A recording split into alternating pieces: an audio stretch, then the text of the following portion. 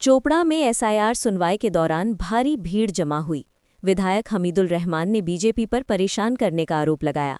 ठंड और घने कोहरे की परवाह किए बिना एसआईआर को लेकर सोमवार सुबह से ही चोपड़ा बीडीओ ऑफिस के सामने भारी भीड़ देखी गई।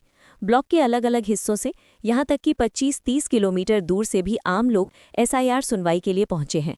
दूर दूर से आए इन आम लोगों की सुविधा के लिए तृणमूल कांग्रेस ने बीडीओ ऑफिस के ठीक बगल में एक हेल्प सेंटर खोला है। चोपड़ा एमएलए हमीदुल रहमान और तृणमूल ब्लॉक अध्यक्ष प्रीति रंजन घोष और अन्य स्थानीय नेता आज सुबह से ही वहां मौजूद दिखे। आम लोगों के विभिन्न सवालों के जवाब दे रहे थे और डॉक्यूमेंट वेरिफिकेशन में मदद कर रहे हैं।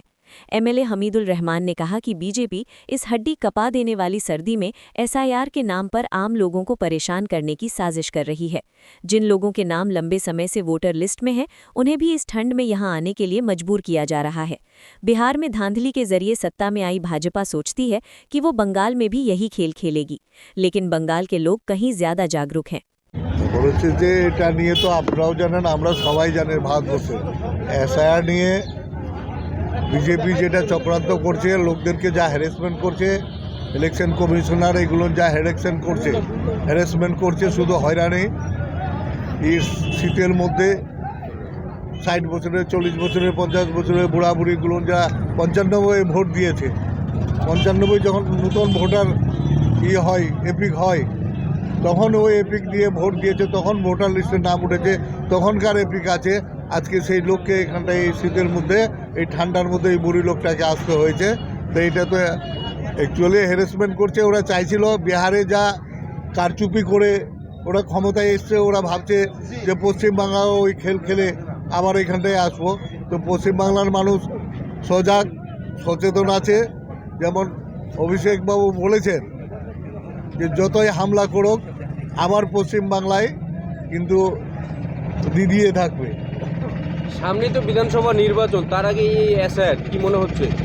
এটা তো চক্রান্ত ছাড়া আর কি। এতদিন ধরে এসআইআর করলো না, ইলেকশনের টাইমে এই তাড়াহুড়া করে তোরে কিছু নাম বাদ দিয়ে ওরা ইলেকশনটা ডিক্লেয়ার দেওয়ার চেষ্টা করছে ফেব্রুয়ারির লাস্টের দিকে।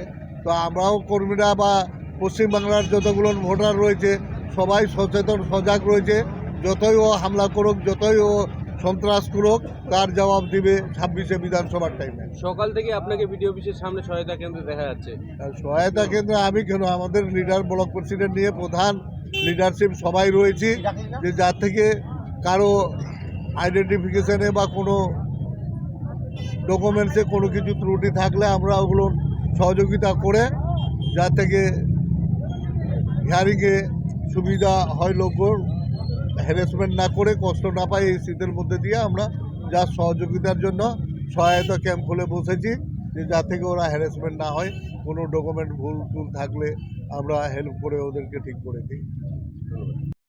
দেখুন, অ্যাকচুয়ালি যেটা করেছে নির্বাচন কমিশনার এবং বিজেপি যে করছে, আমরা আমাদের উপরে পশ্চিমবাংলার উপরে যে হামলা, সেই হামলার পরিপ্রেক্ষিতে আমরা আজকে সহায়তা ক্যাম্প করে বসেছি।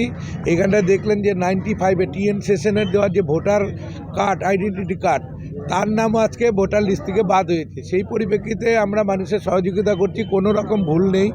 তাকে হ্যারাসমেন্ট করছে সাধারণ লোককে আজকে এই শীতের মধ্যে, এই প্রখর শীতের মধ্যে, যেখানে আজকে 14 ডিগ্রি সেলসিয়াস চোপড়াতে, তার মধ্যে মানুষ দেখছেন বয়স্ক মানুষ, একজন 80 বছর, প্রায় 60-65 বছরের বয়স্ক মহিলাদের যে হ্যারাসমেন্ট করছে, সেটার পরিপ্রেক্ষিতে মাননীয় অভিষেক বন্দ্যোপাধ্যায়জি কালকে নির্দেশিকা, আজকে হিয়ারিং চলছে চোপড়া ব্লকে। আমরা সহযোগিতা মানুষের পাশে আছি, সাথে আছি। এবং বিজেপি যেটা পরিকল্পনা করছে যে রোহিঙ্গা বলে 1,20,00,000 নাকি ভোটার আছে, সেইখানটায় আজ অবধি রোহিঙ্গা পেলাম না। আমরা সমস্ত সাধারণ যারা নাগরিক ছিল তাদেরকে একদম হ্যারাসমেন্ট করে চলছে। তার পরিপ্রেক্ষিতে আমরা দেখা যাচ্ছে অনেক মানুষ প্রায় 25 কিলোমিটার 30 কিলোমিটার দূর থেকে আজকে হিয়ারিংয়ে আসছে, সেক্ষেত্রে তাদের বাড়তি টাকা খরচা হচ্ছে না। এটাই তো হ্যারাসমেন্টটাই তাই। আজকে এইখান থেকে মনে করেন গিরিঙ্গিগাঁও অঞ্চল প্রায় 20 কিলোমিটার, এখান থেকে মাঝালি ডাকুয়াঘাট অঞ্চল প্রায় এখান থেকে 24 কিলোমিটার। তো হ্যারাসমেন্ট, একটা সারাদিন সাধারণ লোকের হাজিরা মার কাটছে, গাড়ি ভাড়া লাগছে, এইখানটায় এসে 12টার থেকে 3টা থাকলে তার হোটেল খরচা লাগছে। তো এইভাবেই হ্যারাসমেন্ট করছে।